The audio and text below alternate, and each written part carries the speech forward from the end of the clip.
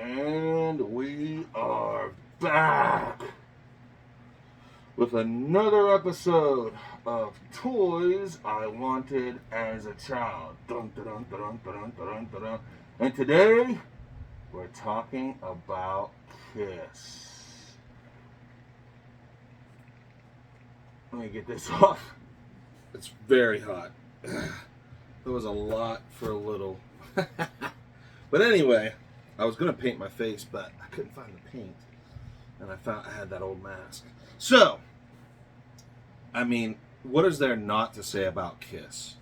If you were a child of the 70s and 80s, and still to this day, I mean, Kiss is so popular. And it's just like an amazing band and amazing marketing. I mean, the way that they marketed, and I have some examples of some newer stuff.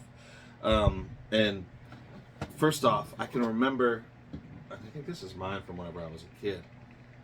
This is an 8-track tape.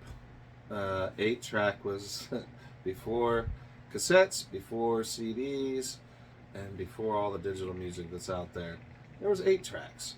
And I actually liked 8 tracks. I mean, they were kind of before my time, but I remember I had a car that I got. I traded for a car that I bought whenever I was younger.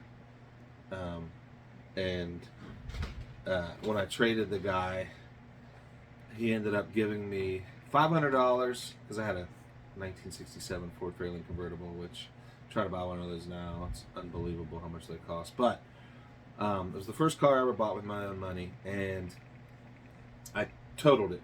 So they ended up asking me if I would sell it. There was a guy that flew in, wanted to buy it. And so he traded me. He gave me $500 cash and a 1982 Chrysler LeBaron. And I had to get ready for college. So I took the deal. And that car had an 8-track player in it. This hair's still on me. And so I didn't have any music to play in there because it had an 8-track in there, and I didn't have any money for a radio. So I ended up getting a lot of different of these 8-track tapes from my buddy's dad, who was like our history teacher. And it was like the Eagles, like really good music. There was like the Eagles, and maybe that Kiss Love Gun that's sitting there. That might be one of them.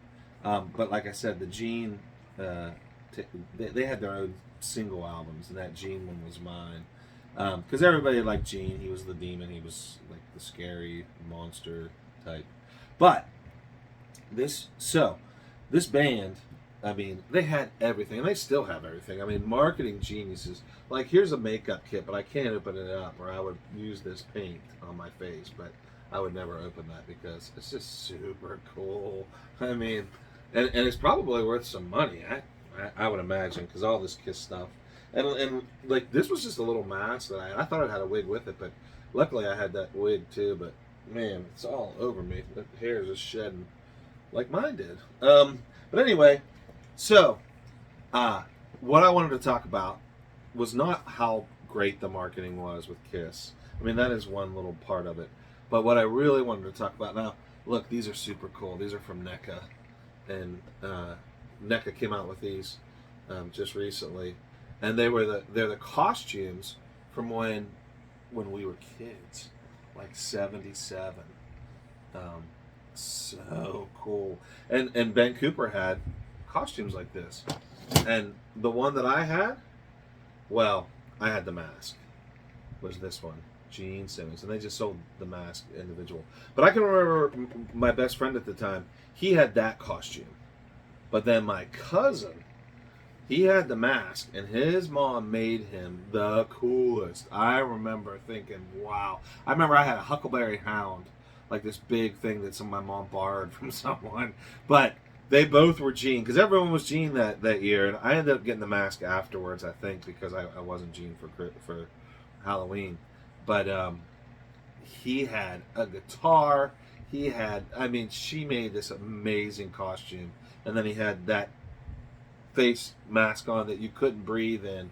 And I wish I had one of those, but I mean, to get a hold of one of those is probably super amounts of money at this point. But Anyway, so I do have a few Kiss things, and I probably have a few more things than this, but I wanted to just show some of the modern stuff and then get to the piece de resistance, which are these. So I mean, like these were sitting here. This is the Spaceman, the Destroyer tour. This is kind of the the original costumes that I remember. And this is BST AXN. Um, Best features, best articulation, best assortment. And that's who the people that made this. And I don't know what year this was, but fairly new and very cool. I mean, I had to have all of them because I just love all these figures. But I have wanted these figures for, I mean, toys I wanted as a child. Like I said about the Shogun, like these. I had one. I had Gene.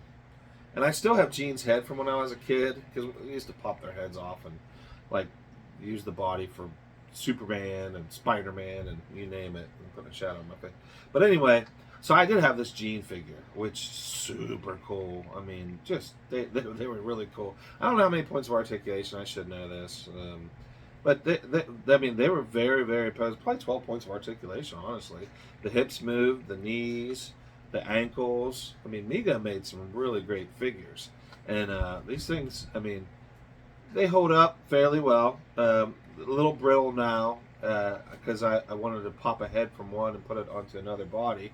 Um, and I used to be better at that when I was a kid, I guess, because man, it's really hard. But then again, like I say, they're probably brittle. But so all I had was Gene, and I mean, I loved having Gene, but I wanted them all. Man, did I want them all! And they came with on the box was a guitar, a cardboard guitar that you could cut out and put on them, or drum set, which Peter's drum set I can't remember. Must have I don't even know how you'd make that one, but I didn't have it.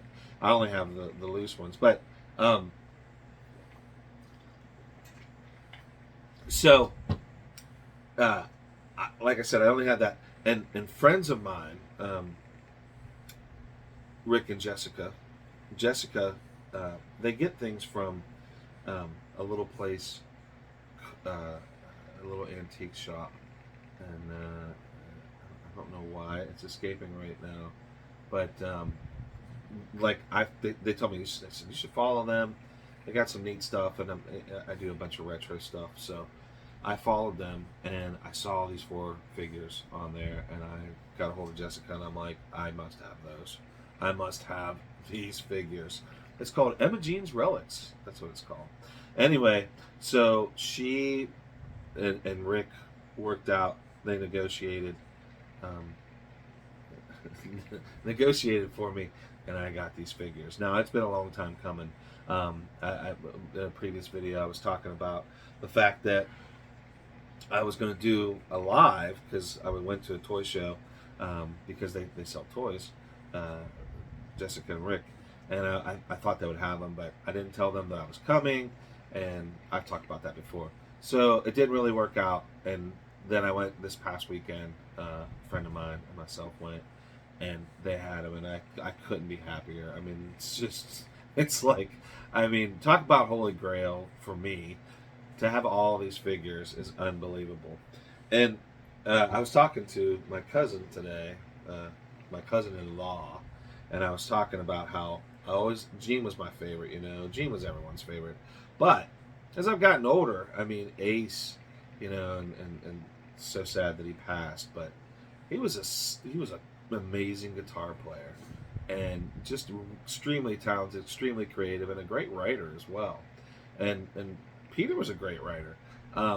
The different iterations of the band have happened over the years. The Unplugged was amazing. I just rewatched it not too long ago, and just so great. And I mean, I listen to their music still to this day.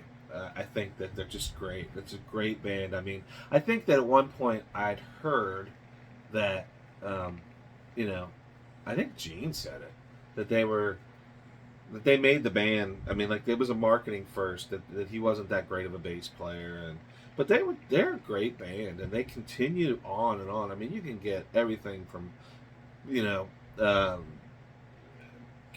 coffins to T-shirts to, I mean, there are figures that are this big, and there's like Psycho Circus. I don't have any of those, but they're like real muscular and just really like, I mean, just amazing how the marketing worked out for them, and still is going strong. But these original, these original figures, I mean, like these mean the world to me because I've never thought that I would ever have the original band back together, if you will. But I'm so happy that I have them, and it's an exciting thing to have, and I can't wait to display them in my collection. And I think that now that I've pulled all this stuff out, that I've got enough for a pretty nice little display.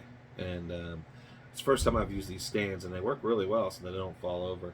And this has been toys I wanted as a child, and um, I think that the hair caught my remote and took it off of here.